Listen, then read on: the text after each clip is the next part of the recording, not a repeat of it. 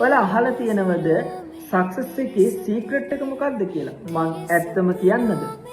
ලකි එකවත් මනිවත් ටැලන්ට්වත් නෙවෙයි, සාර්ථකත්වය කියන්නේ දවසින් දවස පුංචි දේවල් කරන එකට. කිසිම කෙනෙක් බලන්නේ නැති වෙලාවක මේක බෝරින් කියලා හිතන වෙලාවක අද නෑ හෙට කරමු කියලා හිතන වෙලාවක නවත්තන්න නැතුව ඉදිරියට යන එක. නමුත් බොහෝ දෙනා මෙතන නවතිනවා. කරන්න බැරි නිසා නෙවෙයි, අන්කම්ෆර්ටබල් දැනෙන නිසා. ඒ නිසා යාළුවට ලැබෙන්න තියෙන අනාගතයක් නැති කරගන්නවා. මං ඇත්තම කියන්නද? මොටිවේෂන් එකට වඩා කන්සිස්ටන්සි and ඩිසිප්ලින් බලවත්. ඒ දෙකෙන් අපේ අනාගතය හදාගන්න පුළුවන්. හැමදාම අපේ මනසින් කැමති වෙන්නේ නැහැ. ඒත් අපි කරන්න ඕනි.